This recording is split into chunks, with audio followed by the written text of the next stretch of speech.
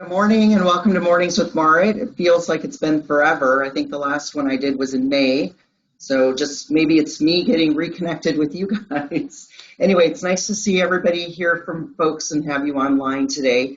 I have a little bit of a different background, as you might notice. We've done some moving around at IIAT, so we're consolidating our space and getting better use of it as well. So I'm happy to be in this new little office, and if you're in town, come by and visit us. So today we're going to be talking about sort of that mid-year point. Here we are. Can't believe that it'll be actually August in another 2 weeks. That's shocking to me. But what are we doing with our staff to sort of connect with them, sort of get that second wind for the year, especially with these dog days of summer that we're in. I think we saw some charts yesterday about the ridiculous heat. I don't have to remind you about that. So if you're not in Texas right now, lucky you. But as we go through today, if you have questions or comments, please put them in the feed. Matt's going to be tracking those for us. So if you have something specific that you want to cover, let me know. I think we also have a couple handouts in there for you. So the handouts that I'm going to refer to are on our website. I'll go on our website, but also they're there so you can grab them and just drop them down for yourselves as well. So let's go ahead and get started. And what I'll begin with is just a reminder of what 4 things great managers do. Many of you are familiar with the book. We've all read it. Many of us have read it. And if you haven't, you need to. Is when selecting the right person, select for talent. It's not simply just experience, intelligence, or determination.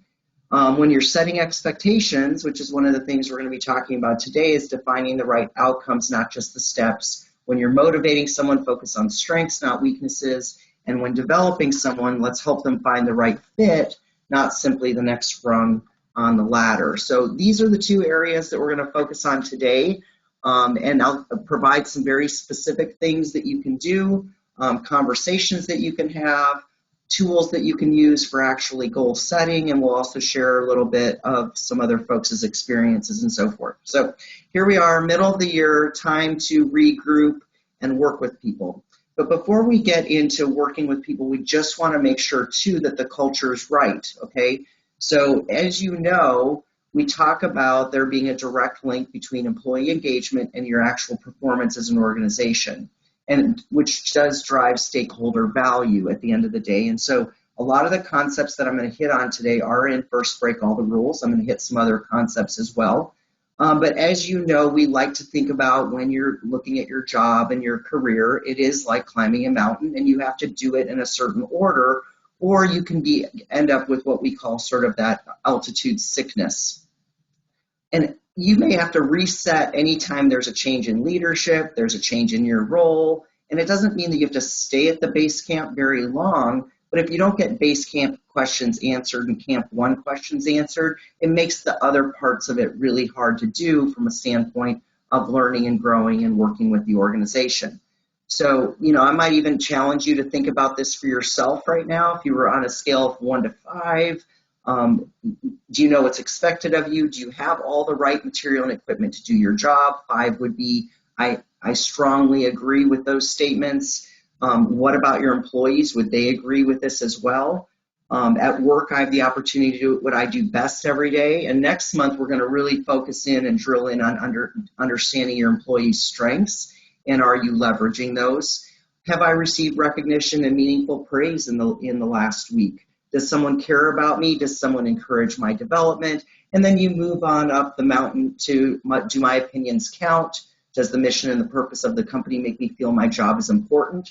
That's really key, especially with some support roles, because they may not be out in front working with the clients every day. So are we sure that everybody knows how they fit into it? My employees are committed to doing quality work, so we trust each other. And then the belonging piece of, do I have a confidant at work? Somebody who is sort of that best friend. And finally, the summit.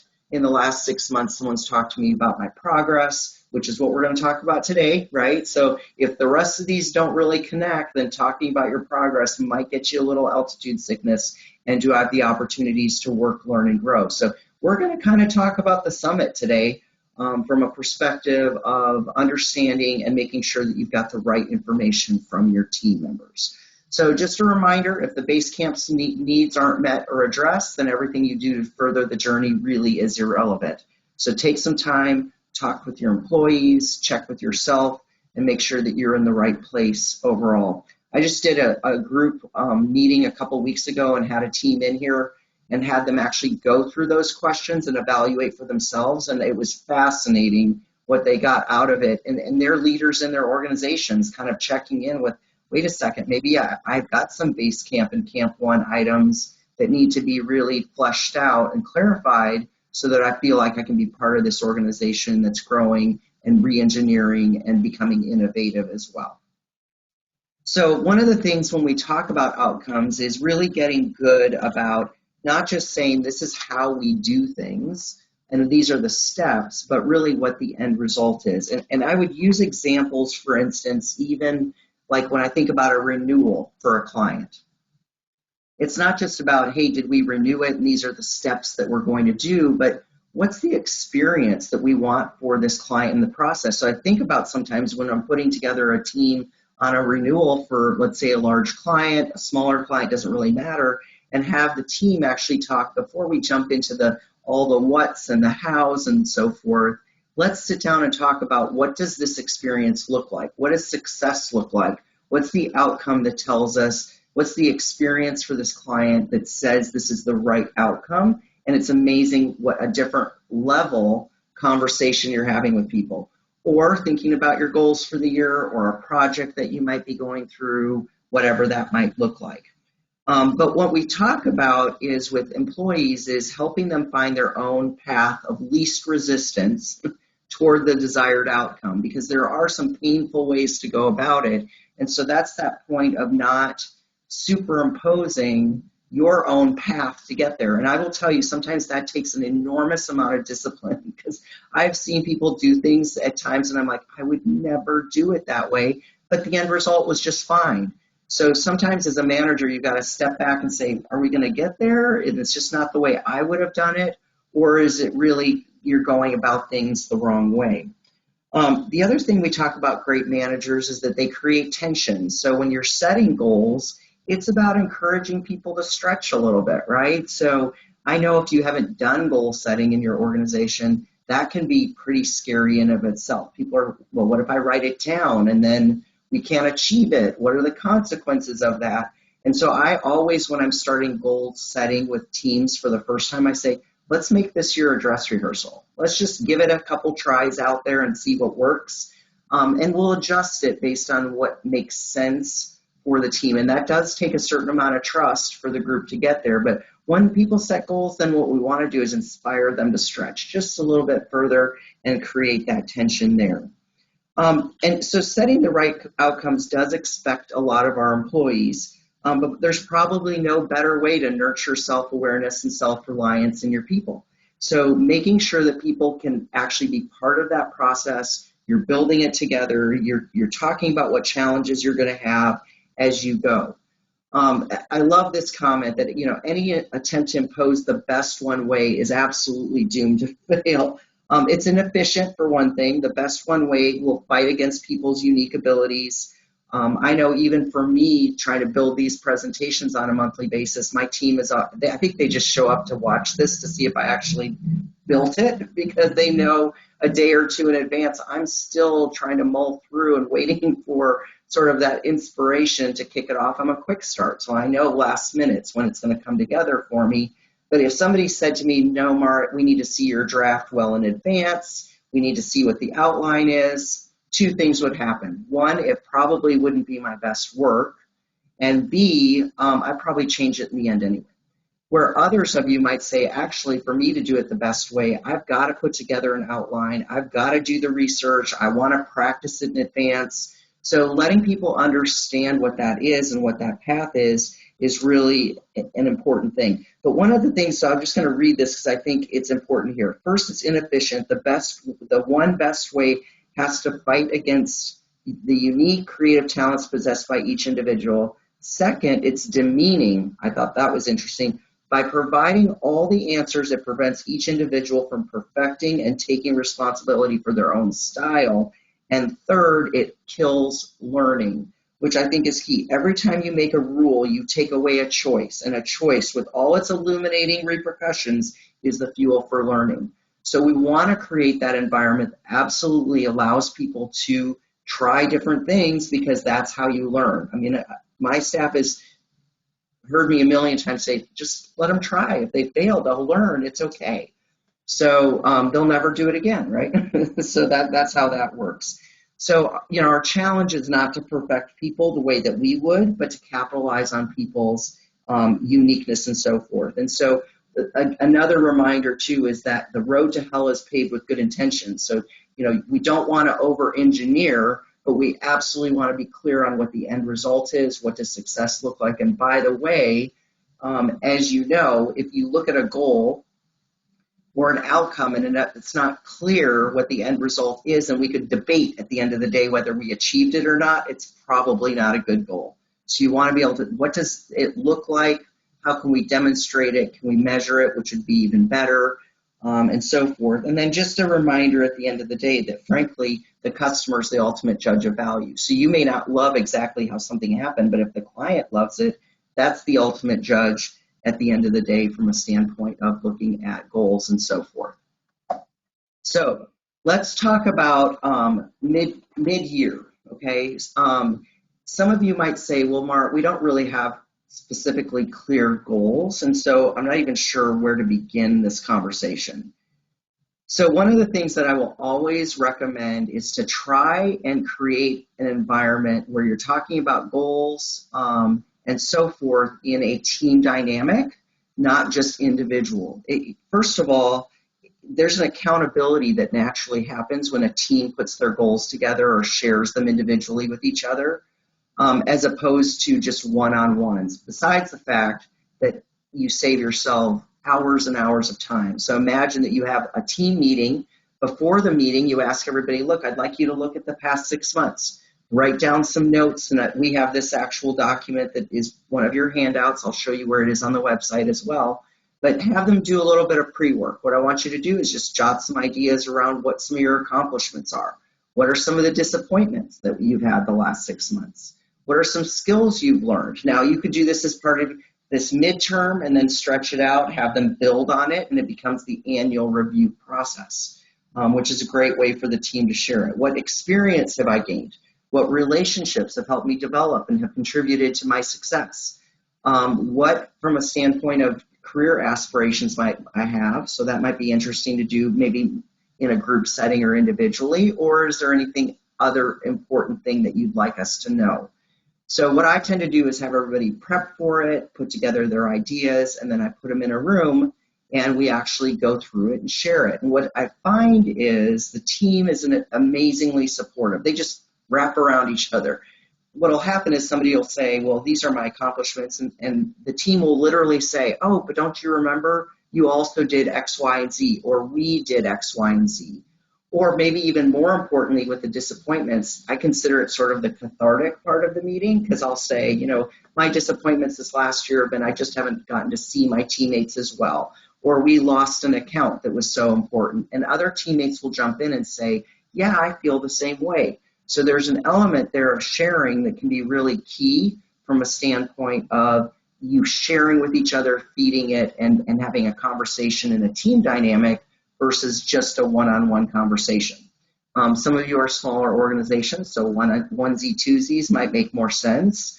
But if you're not doing this at least once a year, please make sure you are, because it's amazing what you can actually go through the process and talk about. So I do have a fun story. One of our agencies in the last month tried it out. I said, just give it a try. They've never done it before. And they have about 8 or 9 employees, so it's a nice size organization. And so I'm just going to share with you the email that she sent me afterwards from Heather, and she said it was an awesome meeting. The group was supportive of one another. They commiserated with struggles and disappointments. They encouraged one another on goals and accomplishments. Everyone was honest in failings, and most were interested in improving those areas the upcoming 12 months.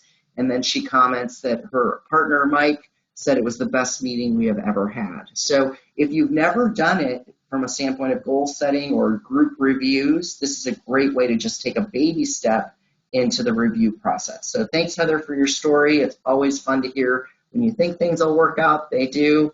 And I know you'll be doing more and more of those conversations as well. So when we think about goal setting, we always want to think about, looking back, what have we done? What discoveries have we made? What relationships have we built? Which I think is a key question. You saw it on the prior stuff.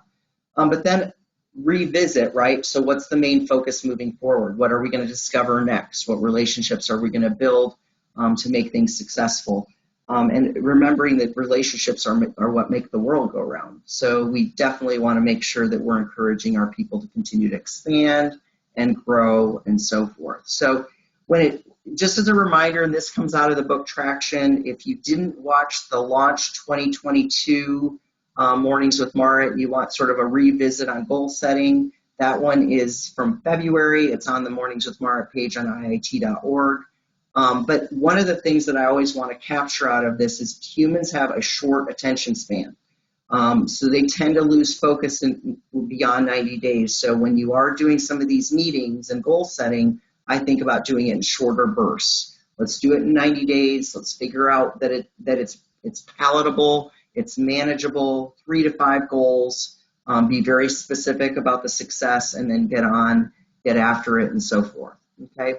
So here's actually, when I'm doing goals with people, this is a really easy process to have them do. Like I said, I wouldn't do more than 3, 4, or 5.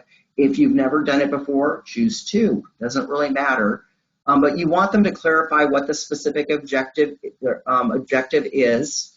You guys have all heard about SMART goals, so being specific, measurable, attainable, realistic or relevant to what your current goals are, and then time bound. But I also throw in this other item that says, well, why does the goal matter?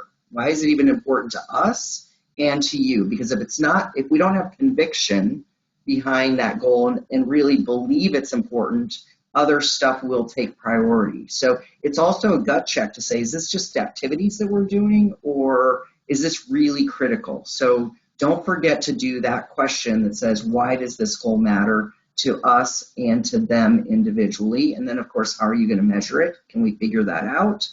And then what are some strategies we're going to employ to achieve that goal? And then I love this last one, which is, who are you going to ask to help you? Because you're always going to be more effective if you've got a team member who is a resource for you, and it could be somebody outside the organization, it could be somebody within, it could be a supervisor, it could be a peer, really doesn't matter, but who is it that's going to have to be your partner in helping achieve that and be part of the process as well. And then you need to go tell them, I need your help. So that's a key piece. So if you do this in a team dynamic and have everyone share it, what's interesting is, somebody will say, oh, I can help you with that. I can get X, Y, and Z for you, as opposed to feeling like I'm not clear. And imagine if everybody were sitting around, you just went through what the last year has looked like, you're looking at what your next 90 days are, the entire team knows what we're focused on. That alignment makes a huge difference, and we know how to help each other, and so forth. And you'll also hear me talk a little bit in a minute about, at the bottom here, decide on the routine for progress check-ins. So some people will say, you know what, I'm fine just waiting till the next quarter to meet. And then you might have some employees that say, it would be really helpful if we met every other week or weekly or once a month to check in on things. So that to me is really an area the team can check in, but you could also say, how much and how often do you need help from me when it comes to checking in and helping you stay motivated on track with your goals. So on a quarterly basis, of course, you look at those goals, celebrate your successes, and then this is really important, is if a goal was incomplete, taking the time to evaluate why. It could be there isn't enough conviction in the room to focus on the goal. It could be that somebody doesn't have the skill set to do it. It may be that they didn't get the support that they needed. So really taking the time when a goal is not complete, not in a punitive discussion, but to dissect it and go, okay, if we aren't able to get this over the finish line, what's really happening? And what do we need to do? Do we need to move it into the next quarter? Do we kill it? It wasn't critical enough. Now that we see it, it's not as important now that we have a little time behind us. Do we need to put it on a fast track and create sort of a sprint thing where it's a weekly check-in? Or is it really need to be reassigned? And I don't think of that as failure, guys. I really don't. Like, we can have a goal that somebody's assigned to it and they're maybe just overcommitted, or it just doesn't make sense that it's theirs, or they don't have the right, like I said, skill to do it. But sometimes you have to reassign it. And you have to, if you've got the right culture, it's not about failure, it's about progress and making the team stronger at the end of the day. Again, I wouldn't do more than 3 or 5 goals per quarter, so you keep them, they call them rocks in the book. These are the rocks we're going to do. Make sure that at the end of the meeting, it's very clear who's going to do what, and make sure that you're focusing on people's strengths. So I was with a group a couple weeks ago, and one of the things we did was, as they were redistributing some of the work, we were focusing on, well, who's best suited to take on these tasks, as opposed to just assuming that the function would transfer to one person or another. Who's going to thrill by this project or this initiative that would be the best suited for it? And then, of course, making sure you have the right check-ins. So on our website, this is behind the firewall, so to speak. You have to log in actually to get to these, but I'm going to go ahead and bring the website over here for just a second so you can see what's available. So here's our handy dandy website. You can go over here and go over to Agency Operations. And under Agency Operations, we've got a million toolkits and pieces of information, but what I'm going to focus on for just a minute is under Human Resources. And then we're going to go to Performance Management is the actual page we're going to go to here. So a lot of what I just talked about is actually in here. So this is a great way to, it's talking about the annual review, but as we just said, it could easily be a midterm point. We actually have this annual review document that you can reference and grab. And like I said, it's also a handout that you can see here. Let me move it over here. That's what it looks like. So it might say, let's identify our goals. Then you're going to look at what are my accomplishments, disappointments. So it's a soft copy. Anyone can work on there. And so this is a good tool and resource from a standpoint of keeping it alive throughout the year. So you could do a mid-year point and then have you at the end of the year do an update on it and bring it back. Because sometimes we just remember the last 90 days anyway. So this would be a good capture along the way with your team on how things work. Okay, in a little bit, I'm going to talk about when performance isn't working. So while I'm on this page, I'm going to share with you this performance improvement plan document that we have. And this is addressing something that's not working. And one of the things we'll talk about in a second is, addressing failure, addressing poor performance quickly and when it's needed is really a key piece. So I love this document. It's something that helps you go through the process of preparing for it. I always say, think about if you've got a poor performer on your team. If you don't address it, you will eventually become resentful of the situation, or your employees will, your high performers. And we become resentful when we are guilty of not actually addressing it. So sometimes you have to start these meetings by saying, I should have addressed the situation a long time ago, and I let it ride itself out, and now we're at this point. So if you feel like, boy, how do I even bring it up? I think a few of you heard me say, I read a book a couple years ago, and it said, if you're dealing with poor performance, you need to address it within 5 days of it happening, or you've kind of lost your opportunity. I like the rule around it, the guide, that says, you might have to sleep on it, but doing it quicker is better. If you don't address it, then you kind of have to wait. If it never happens again, then it's kind of irrelevant. If it does happen again, then that's the point that reminds you, okay, this time don't let it pass by without doing it. But this document forces you to sit down prior to the meeting and think about, first of all, what is the desired outcome of this conversation?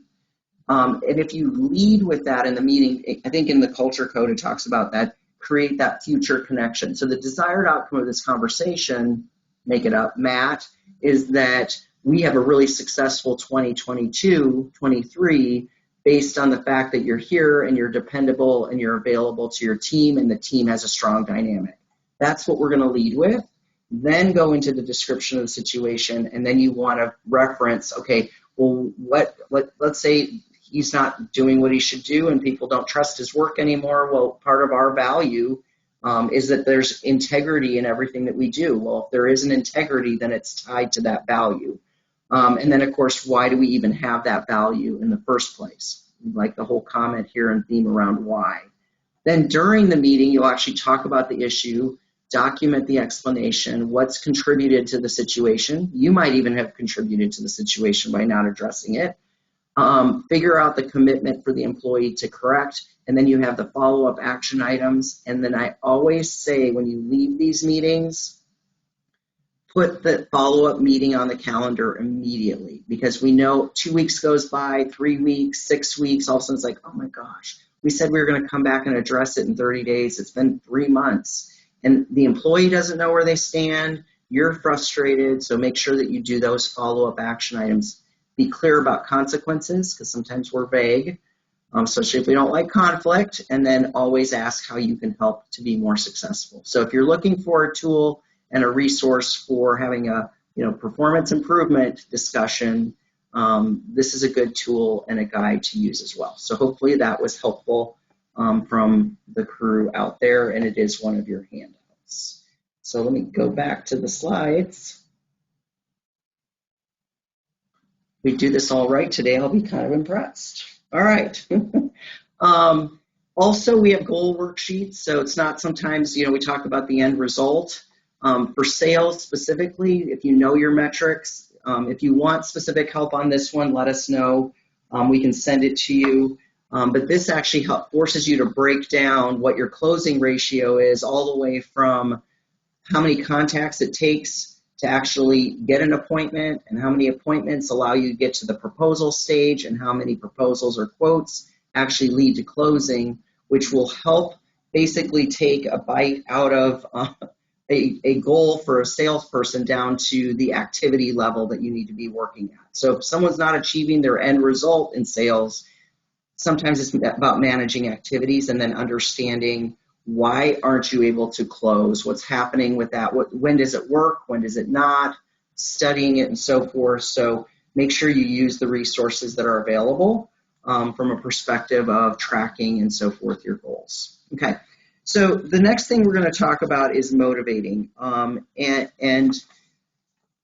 The big piece around here is starting to understand that you're focusing on people's strengths and not just managing around their weaknesses. And I think even in one of the comments is if you spend most of your time managing around somebody's weaknesses, then you probably have a casting error.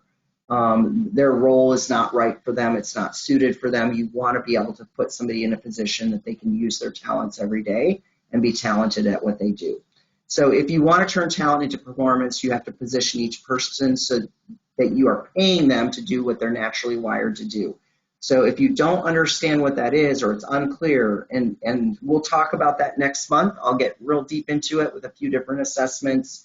But the trigger for me would be is if you're constantly thinking, boy, I wish they would just name it, be more organized, or be more detailed, or be more spontaneous, or more adaptable, they're probably just not wired for it. So can you put them in a role that says, boy, if you're not detail-oriented, then let's not force you to be detail-oriented.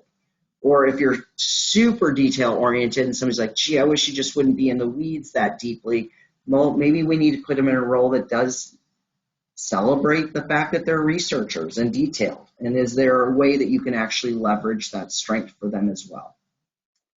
We also talk about asking employees about their goals. So you guys have heard me talk about this many, many times. And then I love this one. So if you don't know the answer to this for your employees, this would be a great conversation to have mid-year so that it's part of your path forward, which is asking them, what's the most meaningful recognition that you ever received and what made it so memorable and why? And in a minute, I'm going to have a page that actually has interview questions it's called your strengths interview, that helps you dig in and get to know your employees just a little bit better. But I think it's fascinating when I understand exactly what's meaningful to somebody, and we can use that. I think I've read it somewhere, it's like your job as a manager is not to motivate, but it's certainly not to demotivate. So let's make sure we know what's actually meaningful for our employees and so forth. A reminder that you should be spending the most time with your most productive employees. So if you feel like you're spending a lot of time with your poor performers, you might want to think about why that is. First of all, you're sending a message to your employees that, hey, if you're making mistakes and you're a poor performer, you're going to get my attention and time. I want people to understand that I'm going to spend the most time with my most productive employees. Not talking about their work necessarily, but their goals and their vision and making sure they've got the resources that they need to expand and develop. So it's not about managing, it's about being a resource and helping them see the future. I love this reminder here, which is become as articulate at describing excellence as you are at describing failure. We are great at describing failure, whether it's in a personal relationship, whether it's in a business forum, but can we actually describe what excellence looks like? And again, that reminds us of what's the outcome that you're looking for as well. And then as we've mentioned already, really poor performance must be confronted head on. We all know it. It's one of those ugly little secrets in life that sometimes we just don't want to deal with it. And you don't have to deal with everything, but if it's consistent and there's a theme, there's a pattern, I would just challenge you to take the time this next week. If there's poor performance that you have not addressed, that can be one of the most motivating factors for a team is when you remove poor performance around them. So your high performers are actually excited about being on the team. All right, so you might want to take a picture of this screen. Of course, we'll have this available as well. This is in the book, First Break All the Rules. If it's one of the versions, I know there's a couple out there, but it's around page 250. But this kind of talks about, look, on at least an annual basis, taking the time with your employees to understand their strengths. And I love this first question: what keeps you here? Do you know what it is for all of your employees? So taking the time, and you could do this in a group environment too. I still think this is something that might be valuable as a team, not just individually, but understanding what are your strengths, what do you see them as, what do you think your weaknesses are. Again, reminder, if some of these feels like, to me, one of my weaknesses would be I'm not uber organized or very consistent about the way that I do things. But if my job doesn't require it very often, then it doesn't really show up as a weakness very often. So when we think somebody's got a weakness, the point is how do we adjust a role to put them in a position of strength as much as possible. What are your current goals for your role? That may be a little bit different than what they're tracking to, but like, how do you know that you're successful? How often would you like to meet? So some people like to meet regularly. Some people are like, nah, I'm good once every 6 months. But asking them that question. Any personal goals you'd like to tell me about? Again, we talked about praise, asking about productive partnerships and relationships. This is about learning. How can I be effective as a team member with you, and what can I do to support you there? Talking about future growth and career goals. And then just an open, is there anything else you might want to talk about as we work to help us work together better? So making sure we take the time to do that as a team. And then also taking the time on the career perspective, right? So how would you describe success in your current role? What do you do that makes you good at who you are? This is a different set of questions. What part of your current role do you enjoy the most? What are you struggling with? And what would be the perfect role for you? And that starts to play with some creativity there around, and I like this comment here, imagine you're in that role, it's 3 p.m. on a Thursday, what are you doing?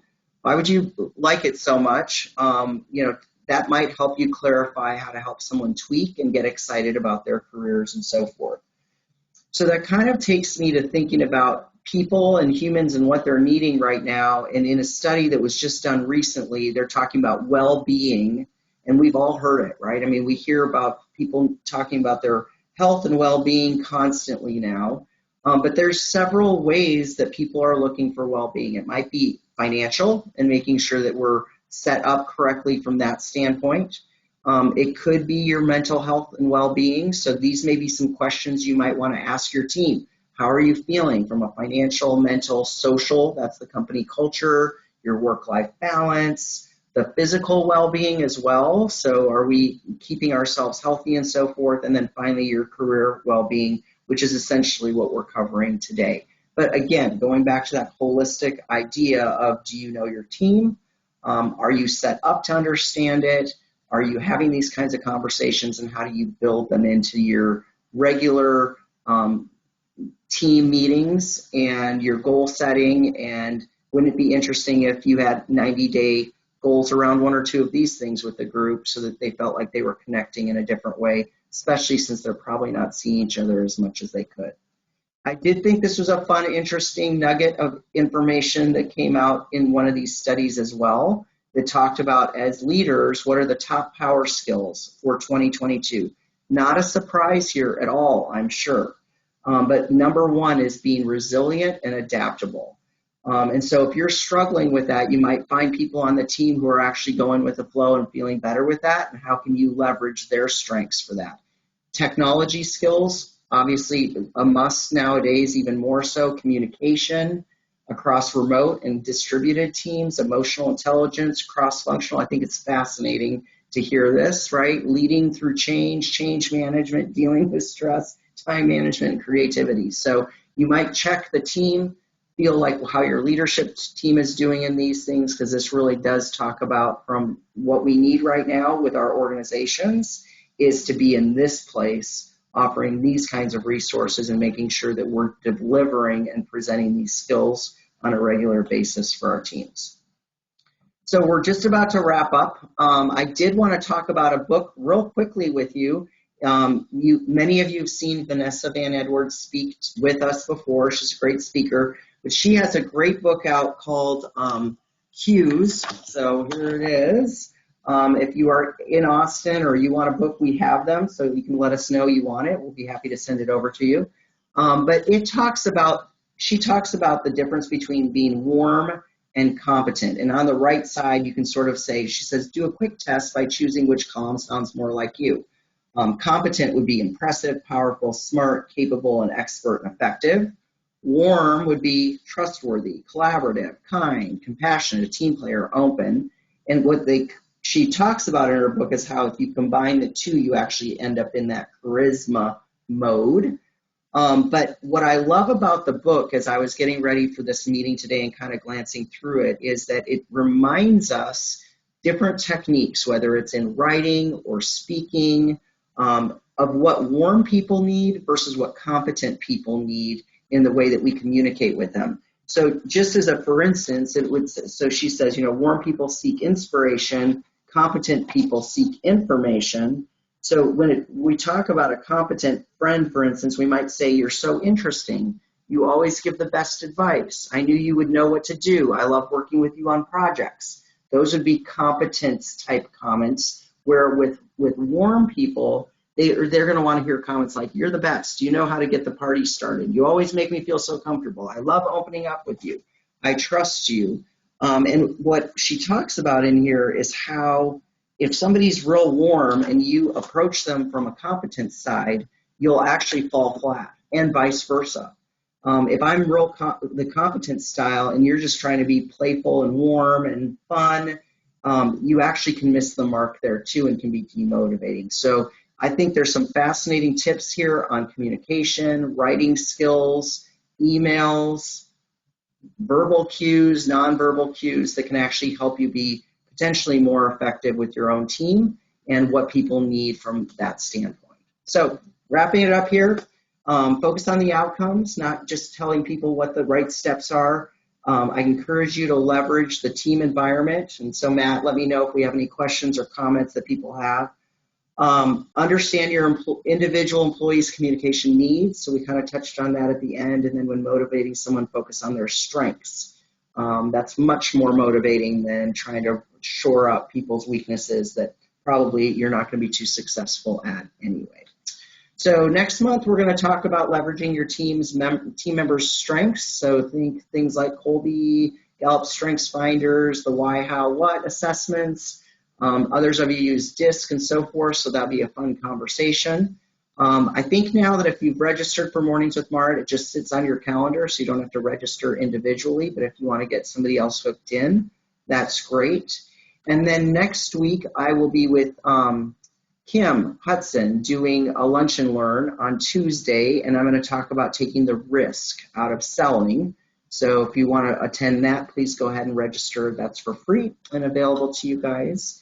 And hopefully that was a worthwhile 40 minutes of your lives, which you will never get back, unfortunately. But please let us know if you've got anything. Matt, is there anything that we want to pop out here before we wrap up? Nope. Again, I didn't see any questions. Oh, wait, something just popped up. Somebody asked if it's recorded. Yes, it is. It has been recorded, and later today you should be getting an email with a link to the recording. Also, those handouts you referenced, you can get them on the website like Marit showed you, but you can also download them real quickly from the handouts bar right here. You should also be getting a follow-up email from GoToWebinar with links to those. Great. Good. And if you have any specific questions, you guys know how to reach me. It's mpeters@iiat.org. So if you need any specific questions answered, happy to help you guys. Thank you for your membership. Thank you for joining us today. Have a great day. We'll see you in August. Maybe it'll be a little cooler.